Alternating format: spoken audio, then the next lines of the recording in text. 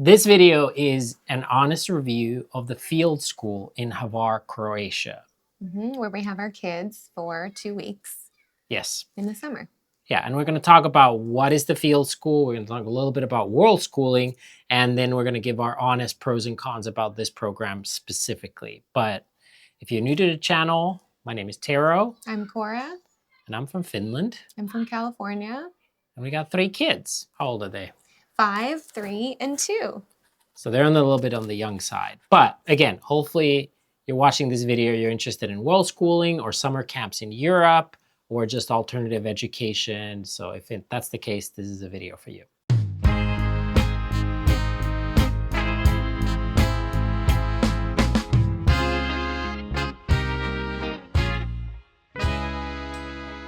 So normally we have a Finnish proverb in every video, but this time we have a saying because you laughed at it today when we went for a quick swim and took a shower and getting ready.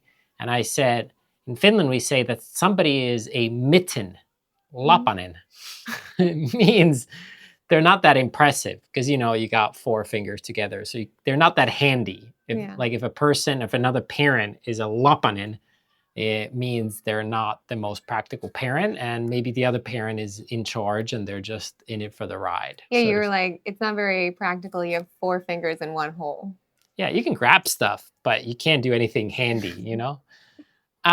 Anyway, so enough about the Finnish sayings. We're in Croatia. I wish I had a Croatian proverb. I bet there's good ones. Oh, yeah. You know, it's former Yugoslavia. I feel like they got some good ones. They got some gems. Yeah. What is the field school? Field school is a new alternative education school in Hvar, Croatia, on the quiet side of Hvar, if you're familiar, in Jelsa. And they currently have 2 3-month programs, September to November, and then another one from March to June. And then they have summer camps, the ones that we're participating, all through the summer. And they are minimum 2 weeks, and I think there's like six of them. And they even have a mountaineering program in August in Switzerland, which is kind of a new thing. But the school existed 3 years. So this is the 3rd year it's happening. And Carolyn, who started the school, I would say she's a visionary. Oh, yeah. She's a really kick-ass girl. Yeah. And that's kind of very well educated, very good resume, pedigree, would you say? Yeah. And the school is in English. So there's people from around the world joining it, but it's taught in English. They do sing and do stuff in Croatian, but it is a kind of an alternative to Americans, at least, to summer camps or summer programs. But so if you're interested in a European summer program, this is kind of one of the few good ones, interesting new ones that are an alternative. Yeah. I'm sure this changes every year and every program, but I think they have 6 groups. So they have all the way to teenagers. Our Taika is the youngest by far. Normally, the school starts at 3 years old. I think they have 4 groups. Yeah, and then they have junior guides. So I think it's 6 total. Yeah. But the older kids... They have like 2 to 4. Yep. 5 to 6 or 7. 9 to like 11. Yeah, 11 to 12, and then 13, and then there's the junior guides. But again, that might vary per program. I think the bigger thing is that it's more like a village style education that blends some like forest school and outdoor education with Montessori, Waldorf, and then this kind of like village community led. So there's a lot of homeschoolers here too. Homeschoolers, Montessori, and kids just public school, but taking a break for the summer. Yeah, there's a lot of Australians that are, I think, interested in just coming to Europe for the summer and making something useful for the kids. What I like is they separate the groups and they have them each have a specific topic and focus for the 2 weeks, and you can rotate. It's not based on their age, but there's the little growers, which are learning a bunch of planting, composting, bugs. You know, they're in the soil.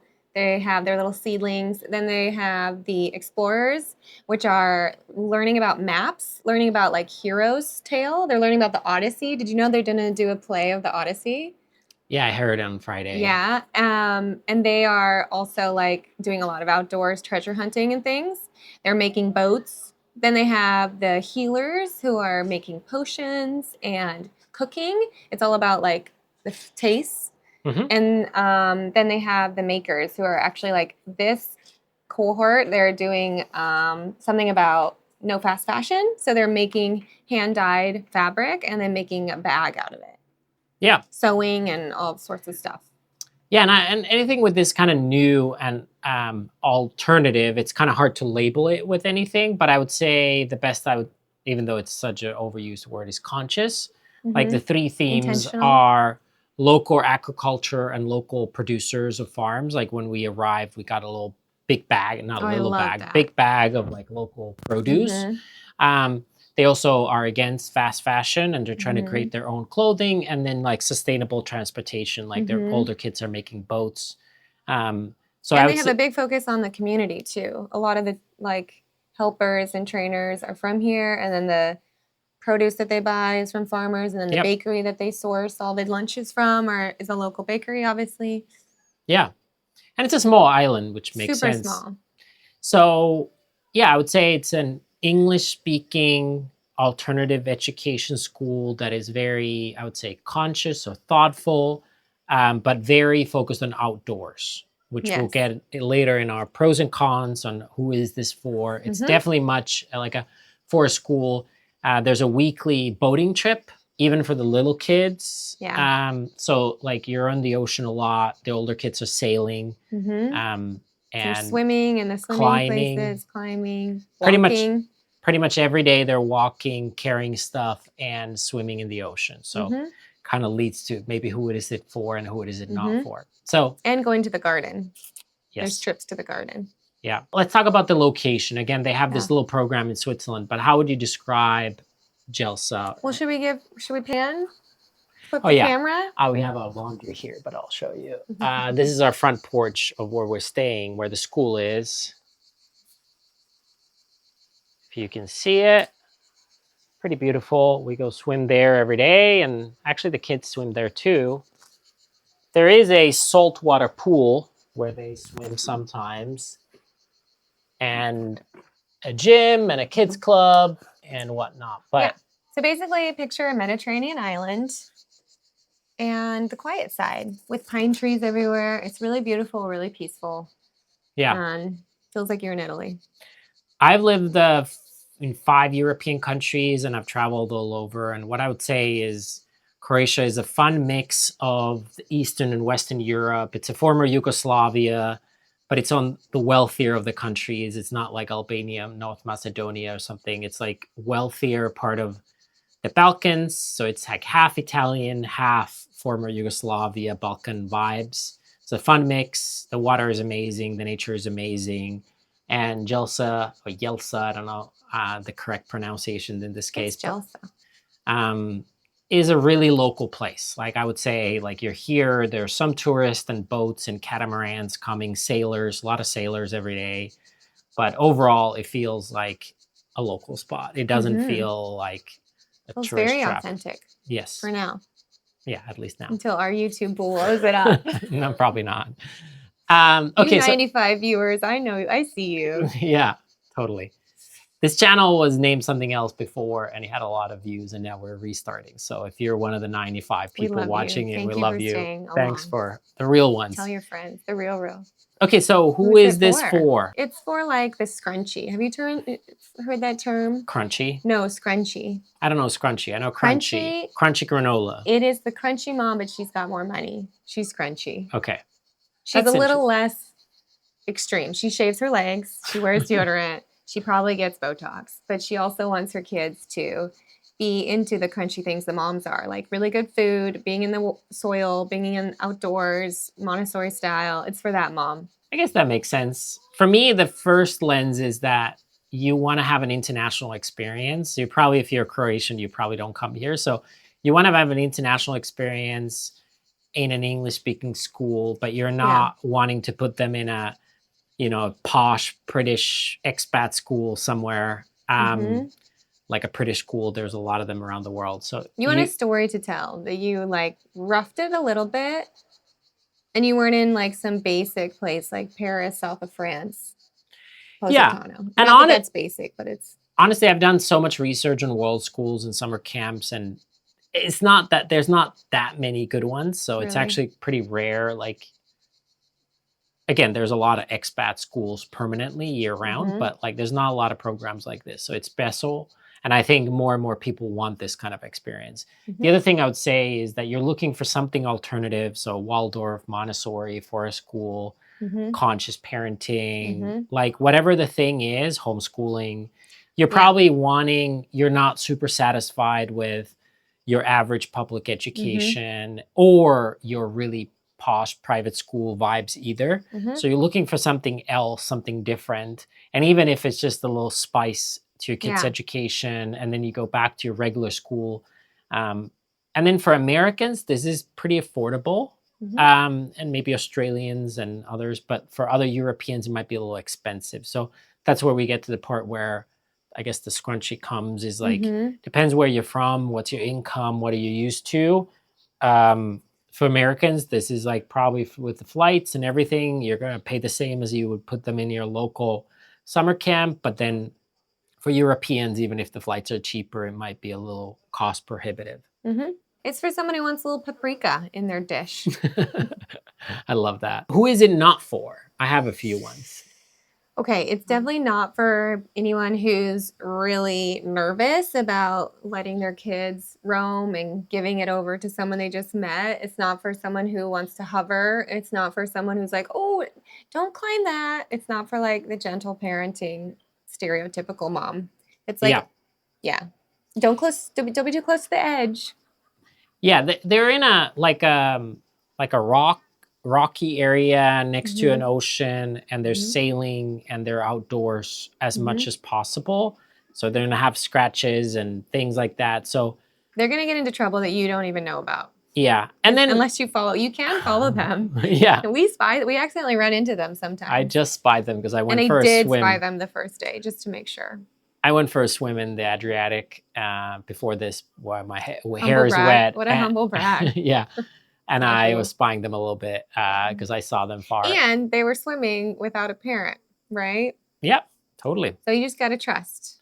There were teen guides in the water with them, but yeah. Yeah, it's gonna teach more life skills Mhm. beyond just. Mhm. The other thing I'd say, because it's only the third year the school has existed, and I'm sure Mhm. every year it's going to get better. And Yeah. if you watch this video 5 years later, I'm sure it's changed and gotten better or something, Mhm. many ways. But either way, like don't assume that it's this like polished, perfect experience. It's like this living organism Mhm. in its early infancy, Yeah. and they're trying to make it better every year. And And they're working out kinks and there's a lot of logistics and any country that's like not I don't know, America, even America does, but like yep. things are a little more casual and people aren't so stiff and there's not bureaucracy or government kind of stuff And in all butting in. fairness, our school in Austin, Texas, where we've been based until now, is they have a summer camp, but the teachers are not the same in the summer camp as they're year round because the main teachers, the really good ones, are I guess on summer I holidays. wouldn't So say that, but yes. The so senior ones probably so I'm take it sure more. even 5 years from now, there's still going to be a rotation of teachers. So some Mhm. teachers are better than the others, which is Mhm. true for every school. Mhm. But also, a lot of the teachers are from other countries and come Mhm. places. Some are more experienced than others. Mhm. So, like, if you're very perfectionist, these kinds of educations might not be for you. You got to be a little more trusting. Yeah, or if you're like, "Oh, my child is such a sensitive flower," right? Yep, Yeah. totally. The last one is that this kind of a pro and con, but if you're working, Mhm. the good thing is in the summer, the program starts at 2 o'clock and finishes at 9 p.m.